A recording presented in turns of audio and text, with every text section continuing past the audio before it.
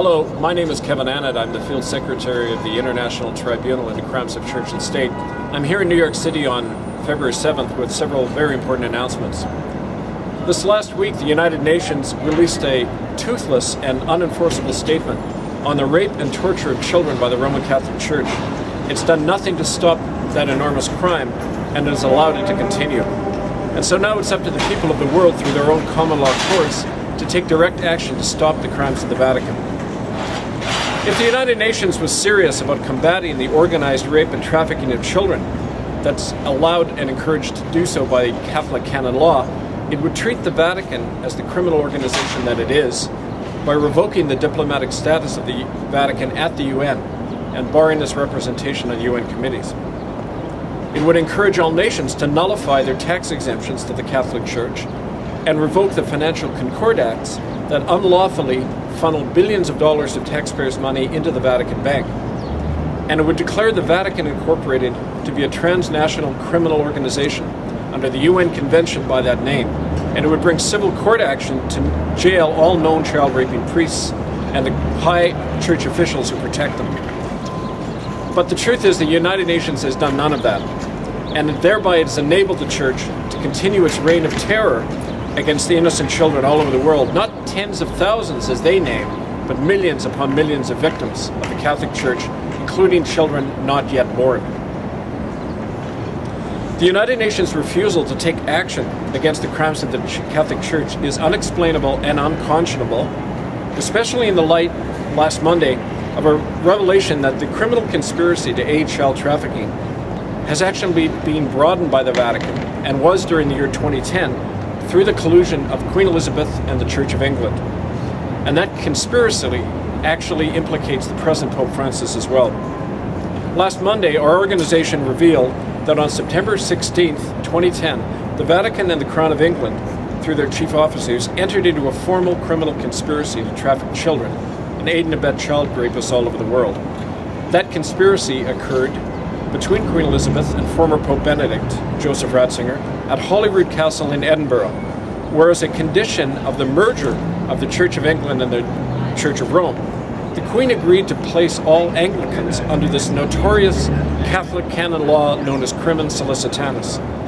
That law, which is still on the books, requires that all child rape be covered up by priests, therefore obstructing justice and subverting the sovereign laws of countries all over the world when it has to do with the protection of children, including the United States and Canada.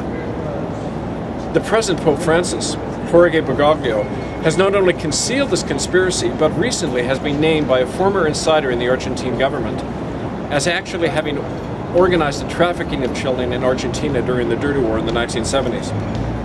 So last Tuesday, on the basis of these facts, our International Tribunal into Crimes of Church and State petitioned the Common Law Court of Justice in Brussels to begin formal proceedings against Jorge Bergoglio, Pope Francis, to charge him with aiding and abetting human trafficking, inciting treason and crime, and subverting the law of nations through his policies and practices in the Church.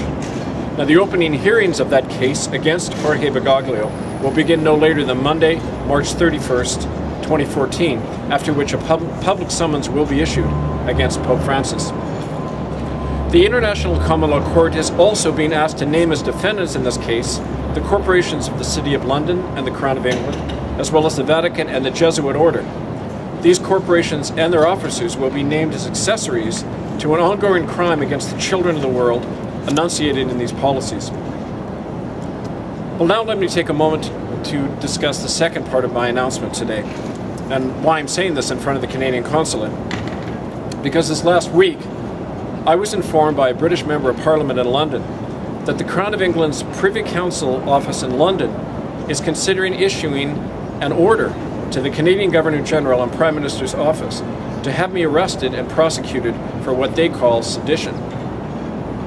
In other words, I may be charged with treason by the British monarchy under the same repressive laws that imprisoned some of America's own founding fathers and many of her patriots.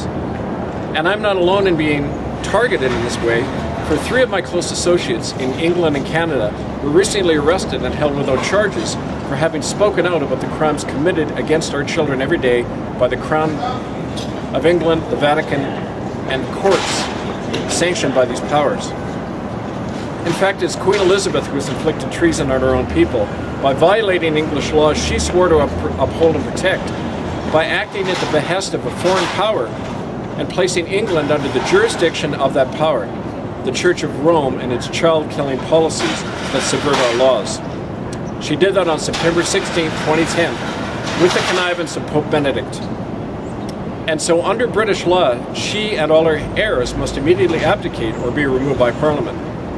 Well, it's no accident that my possible arrest was ordered by the Crown the very same week that we publicly revealed the Holyrood Agreement that implicates her with the Vatican. But no amount of threats can stop us from bringing out the truth. No amount of threat of imprisonment will stop the cries of these children all over the world.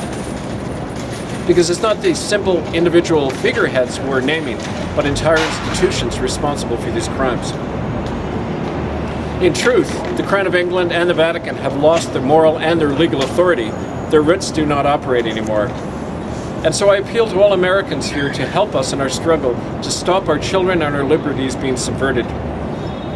So let me announce that in the event of my arrest or my detaining or harassment by the forces of the Crown of England or the Government of Canada, my lawyer has instructions to immediately apply in America to allow me to seek political asylum in this country so that I can continue to carry on this work to indict the criminals in church and state who are destroying our children and our future.